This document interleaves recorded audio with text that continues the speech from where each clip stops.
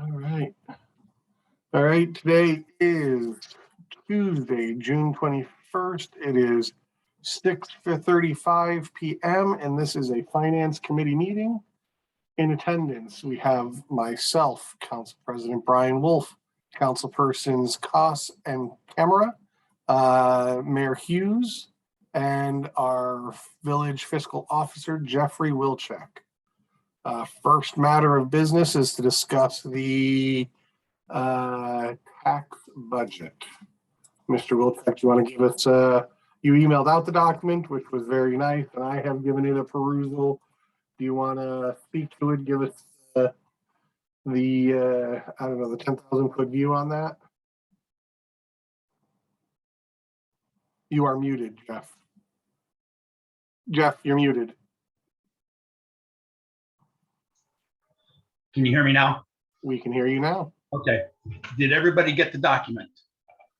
I got it in my email, yes. Perfect. Yep. Okay. The tax budget itself, this is just the start of the budget process for next year. This is not intended to be the budget for next year. The purpose of the tax budget is for us to justify the need to continue to collect the existing property tax levies and to participate in the allocations of local government money at the county level. The tax budget will also generate the official certificate, which places limits on the appropriations for next year. Now, that certificate can be amended between now and year end if need be. So I'd like to just walk through this fairly quick if that's okay. Perfect. First page is a list of our levies. And I want to point out that the 2017 5 mil levy is up for renewal in November. It is still included with this tax budget because we have a record of our renewal levies passing. I don't think there's ever been a failure here that I can recall. Not in my tenure. Yeah, okay. Moving on, next page, exhibit 1, which is page 2, is the general fund. And a few things I want to highlight with the general fund. I anticipate there to be a small increase with property taxes. There won't be a large increase until the reappraisal is done next year. So income tax revenue, there's a lot of discussion about there being a recession sometime later this year or next year. So I cut back the income tax estimate $100,000. One thing that's good about government is if we do go into a recession, typically we won't feel it for another 6 to 9 months, just because of the way the revenues come in, which also means we're the last ones to recover if that is the case. So income tax revenues have increased significantly over the last couple of years, but I'm not going to play it conservative and go with $100,000 less for next year. So far, we seem to be on target for the $1,950,000 for this year. Okay. On the expenditures, with the rest of the revenues, they're anticipated to remain about the same as the last couple of years. We'll have a better feel for these revenues as we get into the fall and we really take a hard look at all the funds. But anyways, as far as the expenditure side, I've built in a 5% increase for the most part for things other than salaries. One that is a big concern, and it's based on what I've seen with a few of the bargaining unit agreements for some of the surrounding townships and entities, we're having to look at between a base and step increases of about 9% just to stay up with them for next year on our police officers. So I factored that in for the police. Otherwise, we're looking at, I factored in a 5% increase on the wages. I anticipate there to be an increase of about 10% on the healthcare side. So I've kind of built that in. Very fortunate, last year you had just shy of a 5% increase on your healthcare premiums. Very good. I don't believe that, well, I know it's not the case out there. We'll see what happens as we get closer to fall and look at this budget a little closer. A couple of things I want to point out on page 3 with the general fund, because these are a little bit bigger items. Down where we have the transfers and advances, there's a transfer in of $93,600 anticipated. The EMS vehicle replacement fund has cash in it yet that has not been addressed. So there was an attempt to address it a year or so ago, but nothing came about with it. So that is going to come back to general fund. But at the same time, we authorize it to come back to general fund. I'm going to suggest to council that you turn around and transfer it over to the a storm sewer project fund. My understanding that between the ARP money and this, we should have enough to cover one of the projects that's hanging out there.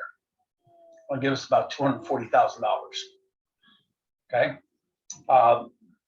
As long as that's acceptable, that legislation will be forthcoming with, or at least down the road. There is also repayment of a $75,000 advance from the village facilities fund that I just took care of today.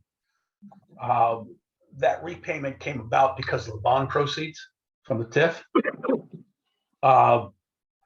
The other item that's on here, there is an advance out of $215,000.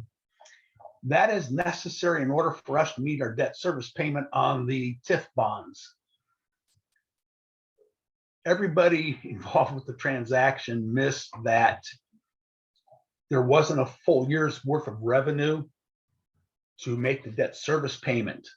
Half of your revenue went to pay MI. So we only have a half year's worth of revenue coming in. That advance will end up being repaid back over a 2-year period. So I will be asking council to authorize that advance here shortly. Fortunately, the debt service payment is not due till December, but I'll get that taken care of fairly quick here. I just noticed something. Excuse me a minute.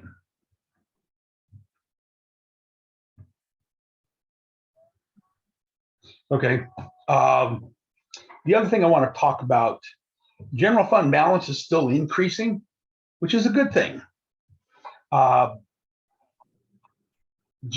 the Government Finance Officers Association, recommends that a target carryover balance for general fund be equivalent to 50% of your revenues. That means your target carryover balance should be in the range of $1,250,000.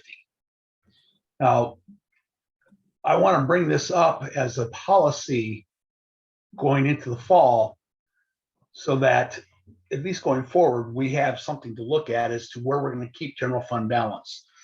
You can spend the balance down depending upon what you choose to spend it on. But if we want to keep the balance or that target carryover at 6 months worth of revenue, we need to figure out how we are going to go about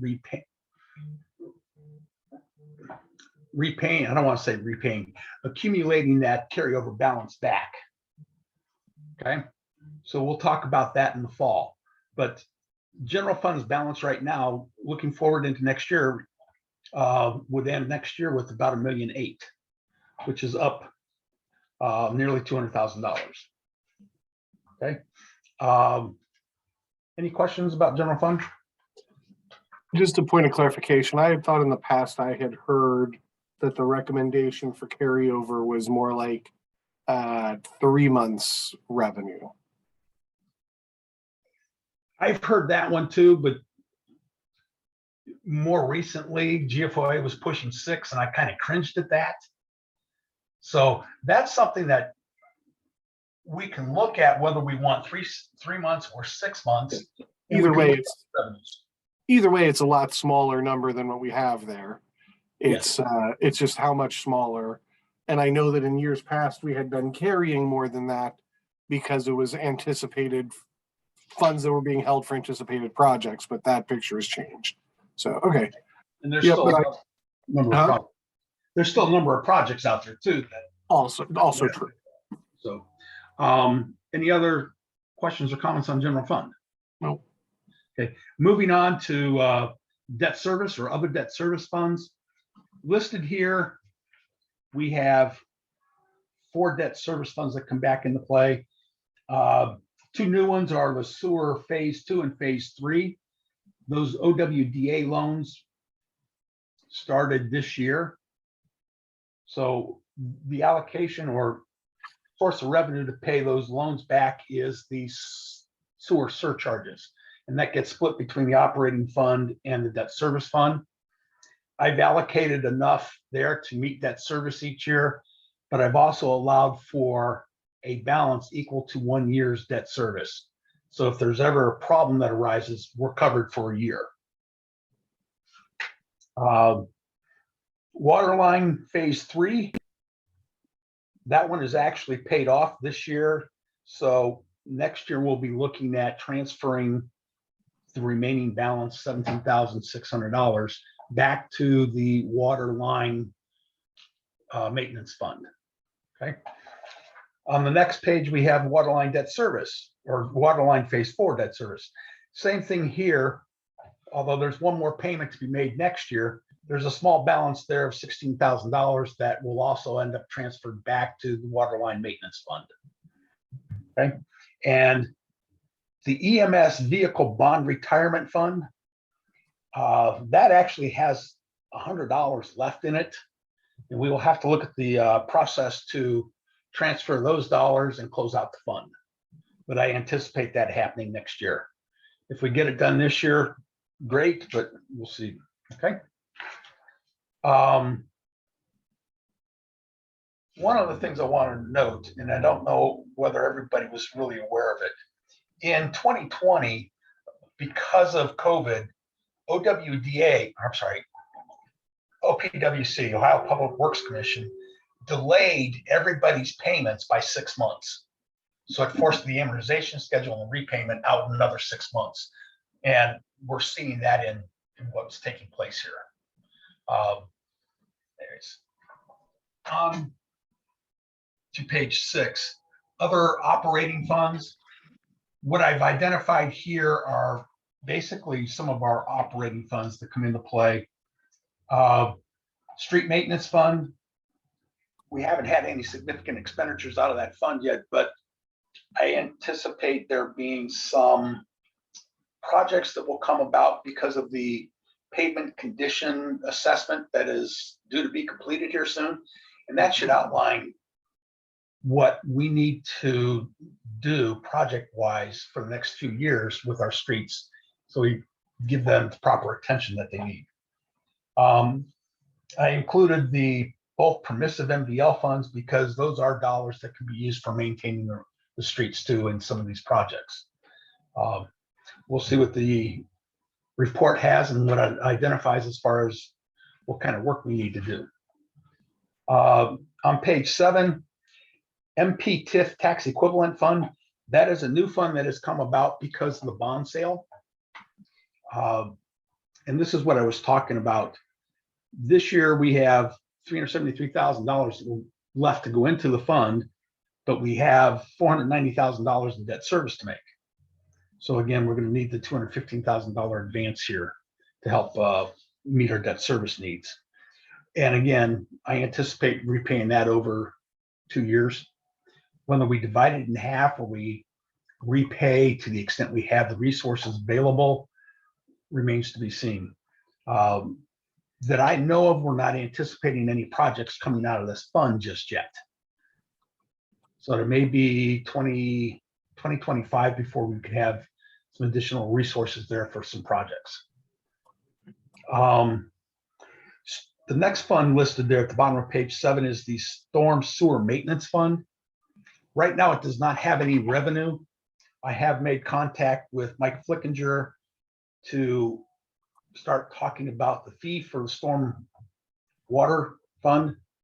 I understand there's some problems trying to be in dealing with the commercial property and how much the fee would be there. So I want to catch up with Mike Flickinger, see what we can do to move this forward and try and get a fee in here to cover the stormwater. Page 8 is the water line and sewer line maintenance funds. 100% of the surcharge will go back to the water maintenance fund now because the debt is paid or will be paid off next year. Sewer maintenance, those dollars are actually, again, we're splitting it between here and the debt service fund on it. But they both have a reasonably good balance to, cover maintenance and maybe some other major projects that come into play, but not a huge project. Okay. Page 9 is just a list of all other miscellaneous funds. These are just small funds that have little activity or may exist for 1 year or 2 years just because it's a grant fund or limited source of revenues to it. Okay. And page 10 is a list of what debt we have outstanding. Water line phase 4, like I said, is paid off next year. So is the Minerva Lake reconstruction, road reconstruction loan from OWDA. I'm sorry, not OWDA, OPWC. And notice that there are 2 sewer project loans, phase 2 and 3. They're 0% interest loans. So that's very helpful for us. Mhm. And on page 11, that is what we anticipate the official certificate of estimated resources to look like going into 2023. Overall, there will be $11,975,000 on that certificate. Okay. In the last page, permanent improvement projects. We're required to kind of submit a list there of projects other than those financed by bond proceeds. And at least talking with the mayor, we've got a short list here. East Shore storm sewers, again, roughly about $240,000 in the American Rescue Plan, plus that transfer of $93,000 will help cover that project. The rest of them we need to look at a little closer and really begin to identify some resources for it too. Okay.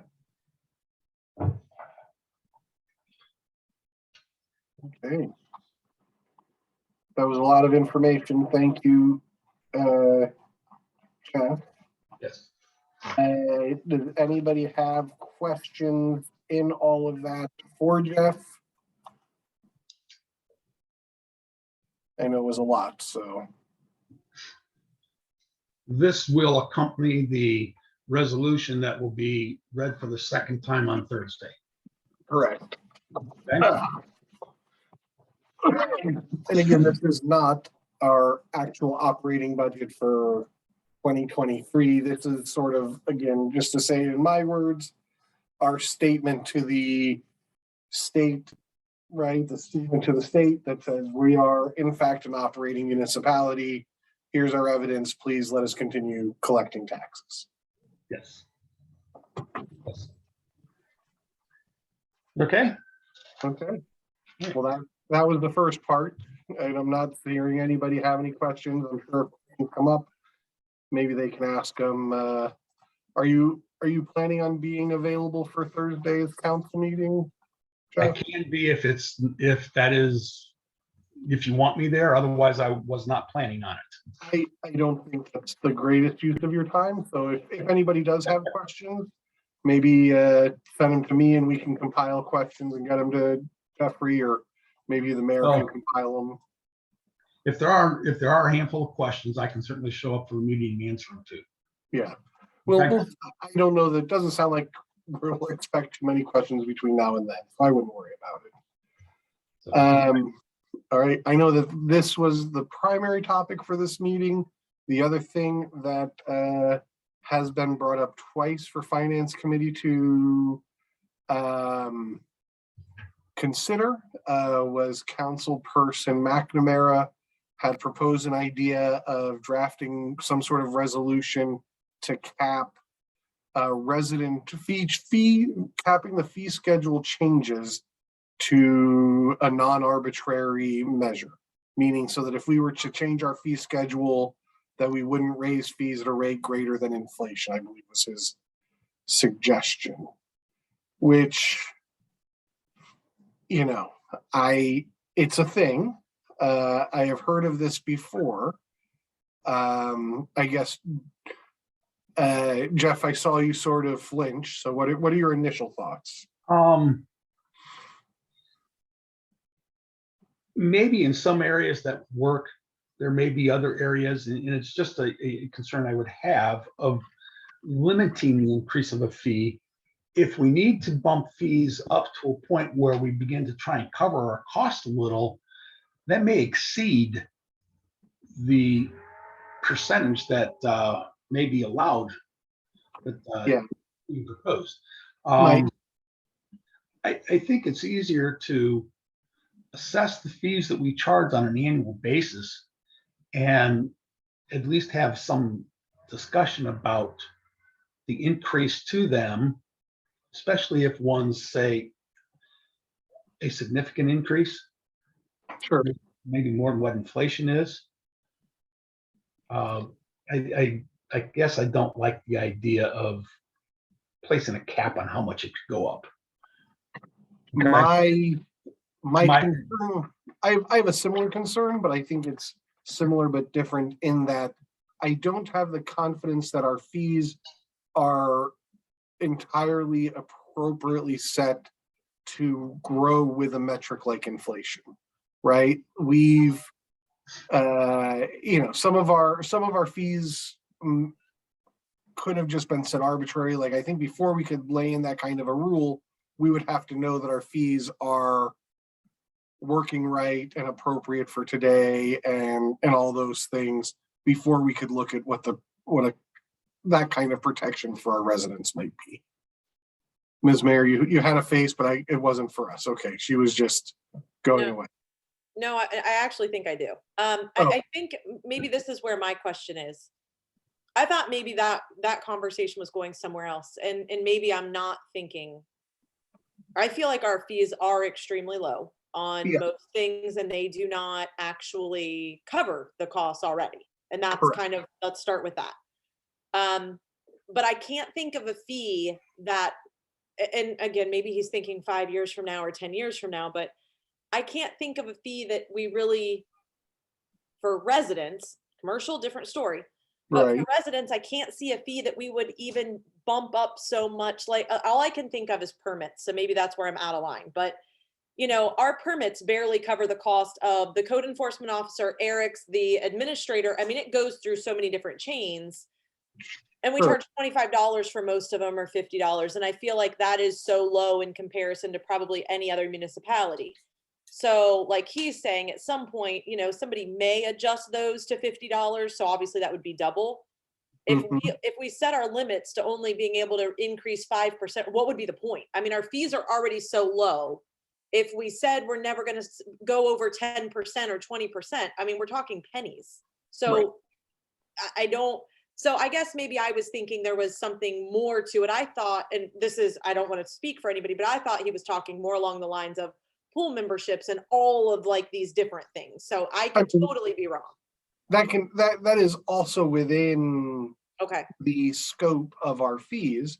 But again, I generally feel like our fees are low as it is, right? Like we are not a municipality that's gouging its people on fees. That's for sure. I totally agree with that. And I don't, and again, I'm only here for a guaranteed another year. So maybe he's concerned about after the fact, but I'm not sure exactly what he's thinking on all of those. So I think, I know he's not here right now. So, I mean, that would be my concern is our fees are so low. If we capped it at 10% or 15% or something, that's really, I mean, we're talking $2. We wouldn't even why would we bother? So I don't know, maybe there was more to it. I was thinking there was more to it along the lines of other like memberships and things like that we wouldn't, but I don't know. But even those, I think that They're so minimal. we are setting to market rates. Mhm. And if Absolutely. next year, market rates for pools goes ridiculous, I don't know that we wouldn't want to capture the additional revenue because there must be some reason for it. Like, Right. that's just what it is. Well, This- chlorine going sky high or something along those lines, we can't, if you're going to say we aren't going to do this, and then chlorine ends up being X, you can't, I mean, you can put the pool in even more of a debt, but we wouldn't, Right. why, that would be hard. Does anybody have any other thoughts on that? It had been brought up more than once in council meetings, and I just made sure that we covered it in a finance committee meeting as promised. No, everybody's real quiet. I'm good. The only other suggestion I would make, Brian, is that there also be a comparison of the fees that the surrounding townships and municipalities are charging Mhm. to use as a little bit of a guide. Sure. And see how we compare and use that as a little bit of a basis too, to decide where you want to go with the fees. And I believe in general, we have done that. At least that's my understanding, is that in the most recent changes in our fee schedule, the village planner, who's been instrumental in maintaining that for us, has done, to my understanding, has done that competitive analysis. Yes. Maybe another thought we could entertain is some sort of an indigency clause or opportunity, right? If someone's coming in and submitting something for a permit and they say they can't afford the permit for reasons, then we could develop some sort of fail-safe. Because again, I believe Councilperson McNamara's intention was to do our best by our residents and protect them in any way possible. And I completely agree with that, but not, I would just I would agree. I think we need to be cautious on some of we already don't charge enough for those, but I would Right. totally agree with that. I mean, if somebody, and again, I can't think outside the box, but if somebody's coming in to put a $5,000 deck, I would think that they could pay $25 for the fee to do a deck. But That is again, a great there's start. probably something I'm not thinking of. Oh. And again, I'm not trying to be a jerk when it comes to that, but it's, No, I mean, no, I'm you're sure there's stuff on the fee schedule I'm not thinking about. Yeah, Right. if there's associated inspections to go with some of these things too, we would at least want to try and cover our costs there. Right. right. And I don't think we even cover our costs in there. No, I mean, sending village officials out twice on a fence or on a deck or something like that, plus all of the hands it goes through, people driving checks to the bank and, you name it. So $25 and $50 definitely doesn't cover. But we're not Doesn't trying. either. I mean, in fairness, that's not what we're trying to do. We're not trying to gouge them. We want them to be able to do these things, and we don't want them to go behind the village's back. We do want them to come in, get permits, and do all of that. We don't want it so expensive that they're trying to do it on a Saturday, so we don't know. yep, I'm with you. So those were my two agenda items for the finance committee meeting. Did anybody have anything else they wanted to bring up for finance committee? I'd like Yes, to bring Jeff. one more item up. I did do. email a monthly report to everybody. Yes, Not sure if anyone had a chance to really look at it. Is there more information, less information? I will be honest and tell you, I had not reviewed that yet. Okay. So anything I say, I would be making up, Well, but I can review it and give you feedback by the end of the week. that's fine. If there's something else you want to see with it, let me know. We'll see what we can do and what's available as far as reports go and work it from there. I will catch up with the monthly reports and generate them for the first 4 months of the year and get the website caught up. Okay. Sounds great. All right. And then Jason, I don't know if it's just easier instead of keeping everybody else on here, but Jeff and I had a brief conversation about whether or not we figure out if we are planning on doing more next year and shipping costs and all of that. Maybe we just need to, again, we know it's going to be 12 weeks or we're probably not going to get them this season. So you and I need to talk about that and figure out what we want to do. Okay. And then we are still working on getting an electrician. Jeff, are you in tomorrow or not until, I don't even know what it is. No, I Thursday? will not be there tomorrow. Okay, So you and I might need to sit down and talk about the electrician options on Thursday for moving those concessions out of the building. We've started getting some estimates and all of that. So I kind of want to talk to you about that again. I talked to Leah a little bit about it. And then everything else you should have the receipts for. Jason got all of the stuff to do everything else down at the pool. So, and Jason, I did talk to him about the doors for the men's bathroom, like the 200-ish, we can go Yeah. ahead and do that. Okay.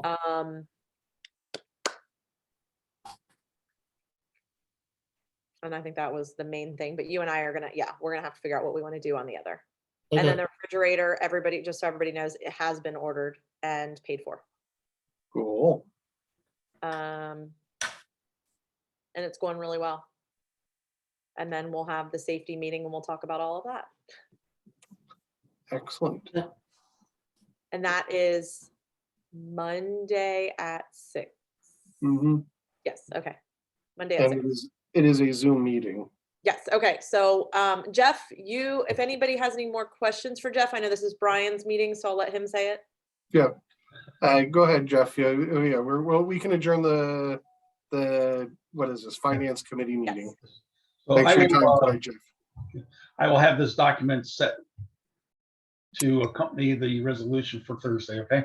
Beautiful. Thank you very much. Thank you. We do have the public hearing for this scheduled, I believe, on July 14th. Correct. Okay.